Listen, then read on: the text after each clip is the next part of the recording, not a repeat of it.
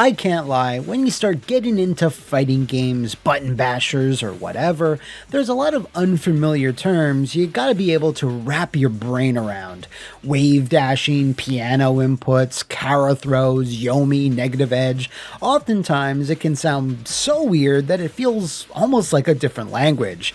Fortunately, since there's a lot of crossover between the likes of Street Fighter, KOF, and others, it'll only take you a little bit of time to understand what the hell plinking is.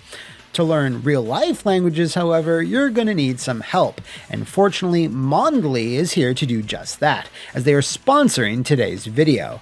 With over 125 million users and being in the top 5 highest-rated language learning apps in the world, Mondly can help you learn or brush up on over 41 different foreign languages and 33 native languages, which totals out to 1,320 different language combos. An impressive number which would make any fighting game blush. That means if your native tongue is, say, Spanish, and you'd like to learn more English or Italian, Mondly's got you covered, as it also employs practical lessons and content that you can use in your everyday life. And hey, even if you often use your free time labbing your favorite fighting games, that doesn't mean you can't still brush up with Mondly, as it also offers hands-free functionality, letting you truly optimize your time. And right now, Mondly is currently offering an amazing limited-time Black Friday sale, where you get 96% off lifetime access to every language when you sign up with the QR code on your screen,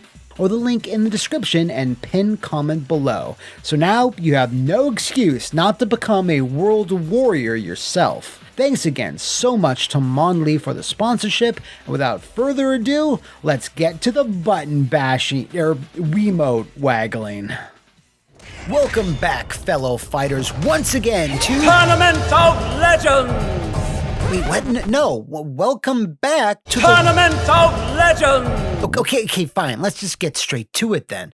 The SNES version of Pit Fighter is still reigning long and strong at the top of our mountain of mediocrity, with even the mighty world and time-spanning cast of the Deadliest Warrior unable to defeat them.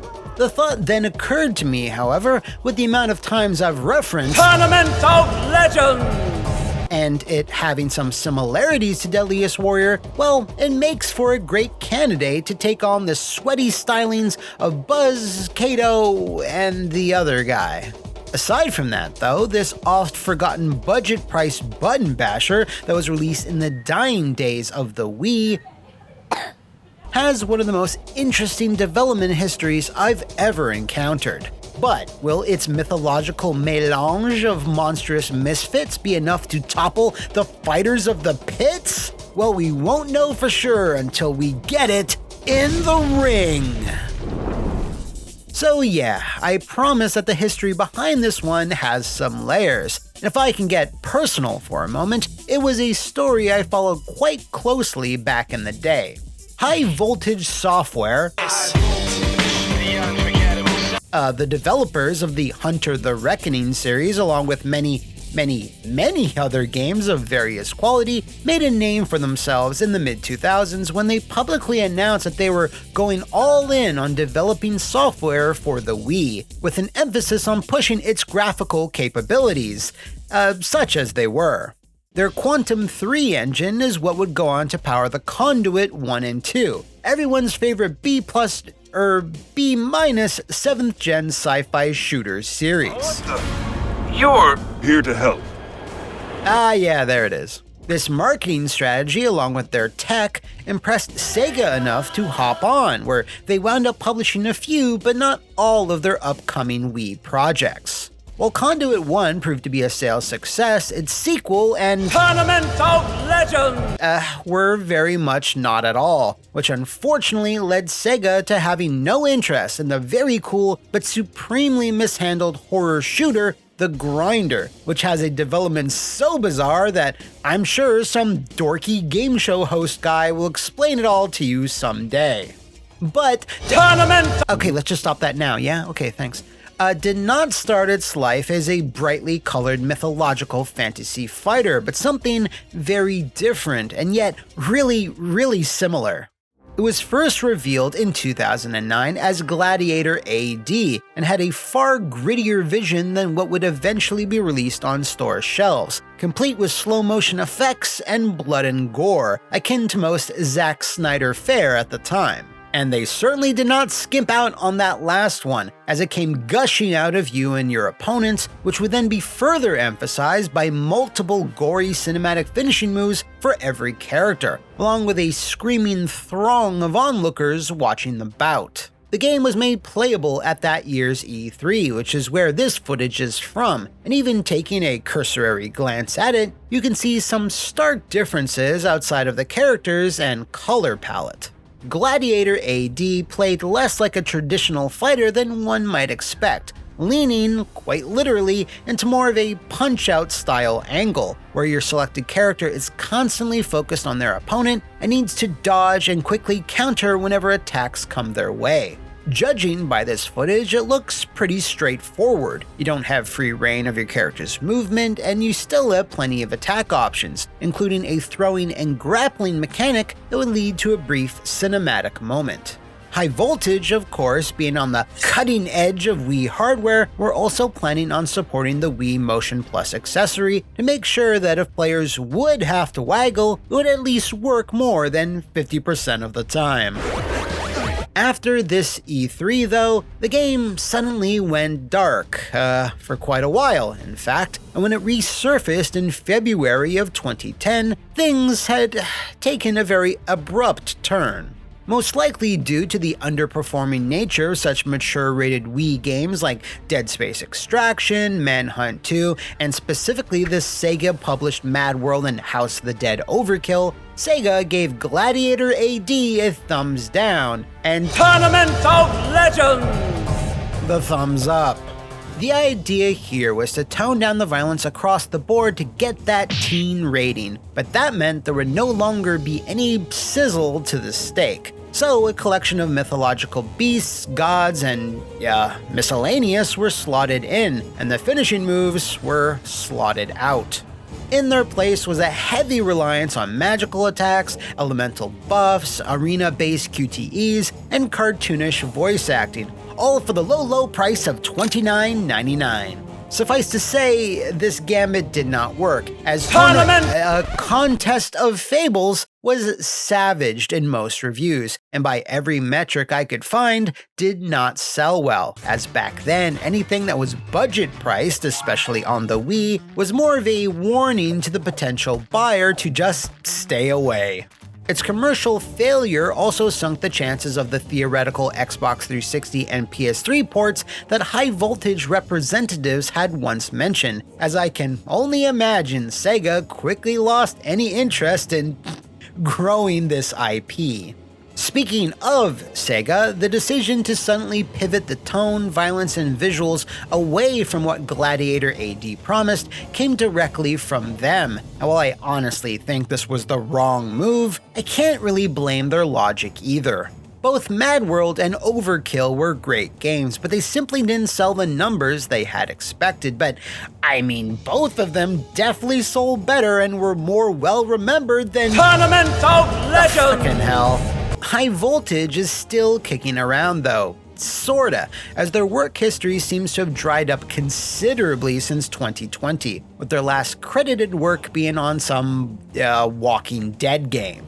Their social media though has recently been promoting a self-published indie game called Dragon Front Adventures, which seems to be some kind of turn-based deck building roguelike simulator. I already lost interest. But yeah, that is a little jaunt through the history of this mythological button basher, or Wii waggler, I should say. And with the full context now out in the open, it's time for me to rip into its most well-known change, which would be the...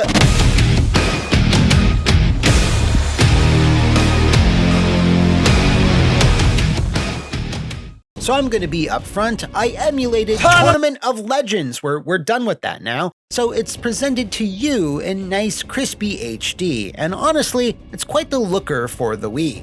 Menus, stages, character models all look better than your average game on the console, and it's an opinion I also had when I first played it back in 2010.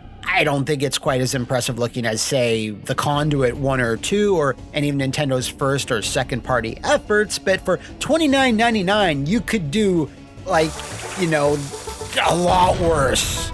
In fact, I think its visuals are its best feature because, as we'll see, the rest of the package, from the presentation to the gameplay, is worse. First off, allow me to present this menagerie of magical miscreants. We have the Gladiator, Marcus, the Gorgon, Narcia, Bast, the Cat Goddess, the undead samurai duo of Aki and Goryo, Minotaur Bravehoof, Automaton Volcanus, Kara the Valkyrie, and finally Jupiter, as in the god, who's kind of presented like the final boss, even though he isn't at all. Now, if you're counting there, that's a starting roster of 8, just 8 characters in 2010, which is pretty undefendable. Now, there are 2 unlockable real bosses, but my head bands off to you if you've ever bothered to unlock them.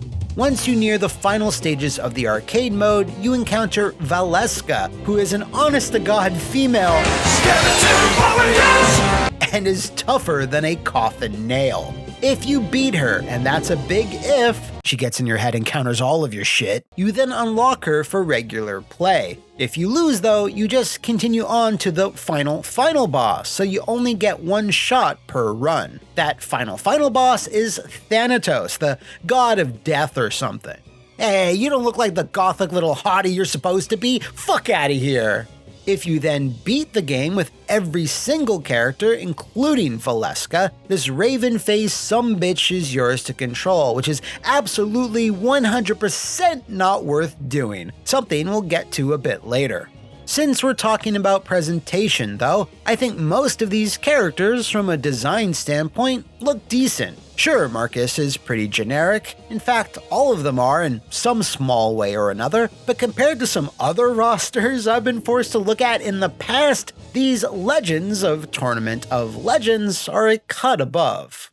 Now, I mentioned stages before, and all of these look pretty sharp, as a number of them were just ripped out of Gladiator AD wholesale and given some more color, but a few are all new. What is missing, however, is any sort of crowd of onlookers, which was present in the previous version, and I think gave it a bit more glitz and glam. Now, most, if not all of the arenas are totally barren. Hell, even the Colosseum, which you'd think would be bursting with 50,000 smelly Romans, is instead completely abandoned. Like, throw some crappy little sprites out there or something, I don't know. This omission is most likely due to some sort of technical reason, but it could also double as some sort of prophetic commentary on the game's future sales prospects. Rounding out the presentational package is the music and audio, and I honestly can't recall much about the former. What's here sounds serviceable, but not especially memorable. What is more memorable, for the wrong reasons, is the speech and dialogue, because while the narrator does a fine job, the rest of the cast does, less so. My slave will crush you with heavenly demonic force! Don't make me angry! Bad things happen when I'm angry! There's just this weird disconnect where the voice actors were told to do something far more comedic and cartoony than the story and theme suggests. You're about to find out that I'm bad to the bone! In said story, Jupiter has gone missing, thus the seat of the gods is now vacant, and Thanatos, being the Lord of Death and all, has declared to all his ops that he's now the superior being. Every other character is therefore coming for that smoke, and if they prove victorious, they'll use the power of life and death for their own means. Does that sound like a plot that fits in with, Your defeat will add to my ever-growing legend. Yeah, didn't think so. After just a few matches, you'll get tired of all the jaw-jacking, as there's this very fine line between annoying and delightfully cheesy, and these legends do not tread that line. We'll end with another positive though, and that is that each fantasy fighter has their own ending and intro. These are done via comic book style panels, the cutscene workhorse of most Wii games. And I can't lie, as far as endings go, they're pretty solid. The art is serviceable, they're voiced by the narrator, and a bunch of them even sequel bait, which in retrospect is pretty funny. But care to take any guesses on what's not so funny? Any guesses at all?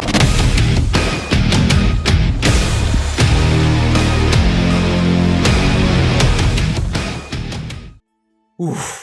This is where Tournament of Legends completely shits itself. I'm just gonna be real with you. With the loss of Gladiator AD's Blood and Guts, High Voltage then decided the game needed a bunch of systems to make up for its removal, but still wanted to retain a simple control scheme. But with the limited amount of time they were given, slightly more than a year, this mission was not accomplished. The gameplay is this weird mishmash of the Punch-Out style they were going with before and an arena fighter that they seem to be aiming for later, and it's just a mess.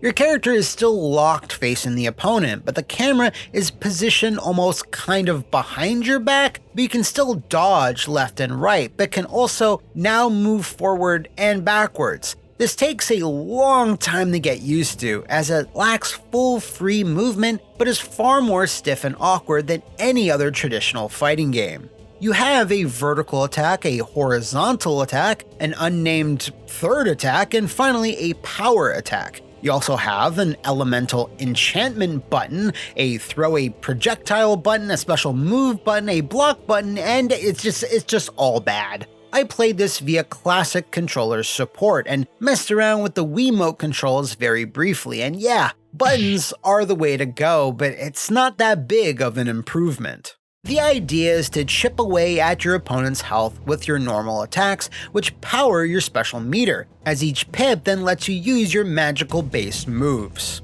You activate said moves by pressing the special button along with associated direction on the stick, with each one providing something different, kinda like Smash. Throwing a projectile costs meter too, but I don't know why you'd use it, as most special moves already have a long-range utility. For example, Marcus throws out a piece of meat and a lion goes pouncing after it, causing damage, or Bost can use the Eye of Ra to shoot a fiery stream of destruction. Some of these are entertaining to see, but you can't really work them into your game plan because you can't really chain your normals into them or anything, as each system behaves very separately from each other. The power attack, when it hits, causes the camera to swing around behind the other character, giving them a slight advantage, I guess? These moments are called turning the tide, but all it takes is to get hit by one again and it just goes back and forth. There's no depth to it at all. The small green meter is your elemental enchantment. Once this is full, you can temporarily buff your weapon with a specific effect. Fire damage, poison, electricity, all your standard dishwater fantasy stuff. Then there's the armor system, which honestly doesn't amount to much. Hit your foe a few times and these four corners near their life bar slowly degrade, and I guess once that piece of armor falls off, they take more damage, but I honestly didn't notice any difference.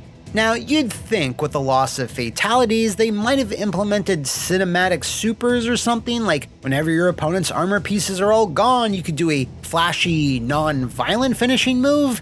Yeah, no, I guess the fates decreed it would not be so. Before we wrap up on the mechanics, there's just one or two other elements that I have a very love-hate relationship with, emphasis on the hate. On every stage, a cinematic will randomly trigger where a hazard will affect both players. A giant crab will get all pinchy, a trident will try to skewer you, or a squad of literal will come stomping through.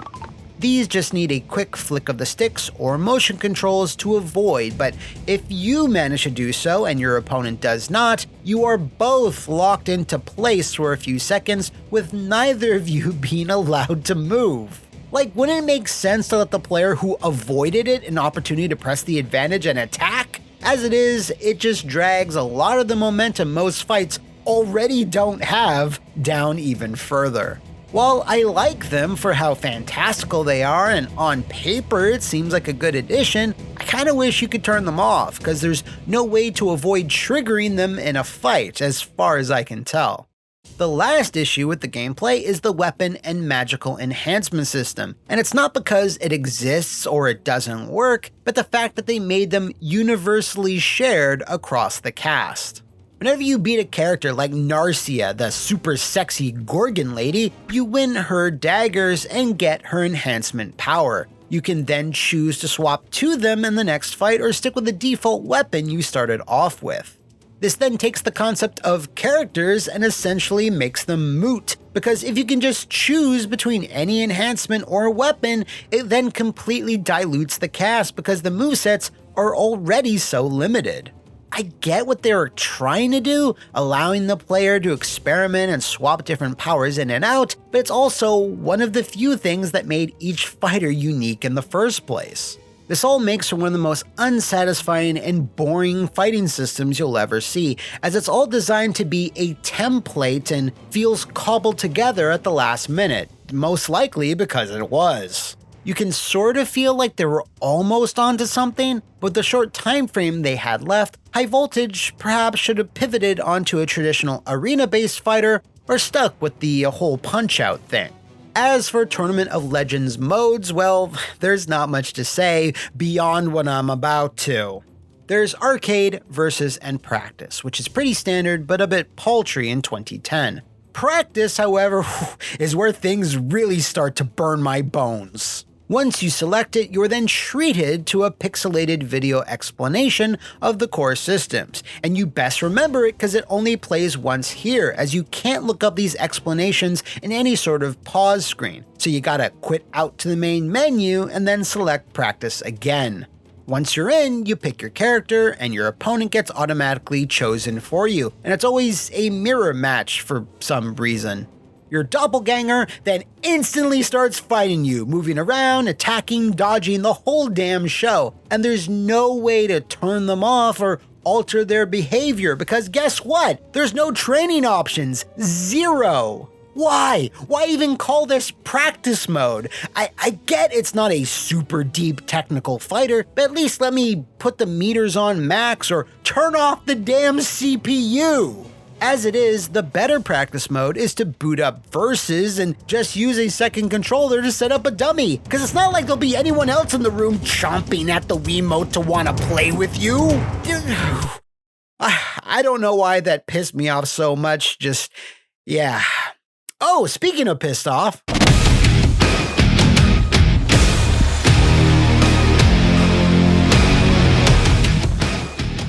Here's the thing with Tournament of Legends, right? Outside of everything else, you can just feel how it was originally designed with motion controls for the dodging and attacking in Gladiator AD, and when they converted to mostly buttons, it wound up feeling as awkward as, well, it feels. Your character is so stationary most of the time, with, not being able to jump at all or free roam, and how each attack and gameplay system functions in a very isolated way. What's more is that the Wii Motion Plus support from Gladiator AD was completely dropped as well, so the few times motion controls are required, like when you're knocked down or need to avoid a QTE, well, it fails often. When I say often, I mean all the goddamn time. I assume at this point, Sega didn't want money and or time being spent on supporting an optional peripheral, and they sure as hell didn't want to bother packing one in. But yeah, this is something you just need to go hands-on with to really understand, but I gotta say, in terms of game feel, it's definitely not the worst. But personally, just as a point of reference, I'd rather play Castlevania Judgment a million times before playing this again. I can tell you that for free. Oh, and since I brought up Judgment, I think it's time to judge where these so-called legends stack up in the worst fighting game tier list. So, let's do it. Alright, so modes and mechanics is where this one really flails and splutters around, as they're just not satisfying or work together in an organic way. The power hits, the magic, the stage traps, they're all really befuddling and confusing, but at the same time also super limited and shallow, which I guess is some kind of accomplishment? It's a shame because the presentation is pretty strong, save for the voice acting, and you can just feel like they had a few cool ideas that could have been way better if they had more time to reiterate them. And again, while I get why Gladiator AD was retooled, I think going the much simpler Punch-Out route and spicing things up with ultra violence would have at least made a bit more impact than this weird, forgettable budget bin hybrid. But the question now is, where does that place it within our hierarchy of horribleness? Well, given that its gameplay is the main culprit, I feel pretty satisfied that it can sit alongside its brother-in-arms Cardinal Sin in the close but not quite tier. And thus, the fates have finally spoken. Thanks once again to Mondly for sponsoring today's epic episode, and if you out there know of any other spectacularly stinky fighting games you'd like to see in our ring, please consult the tier and/or playlist to see what I've covered before. Let me know in the comments below, or head on over to my Blue Sky account, cause Twitter is garbage. Until then, warriors, I'll see you next time on the worst fighting game.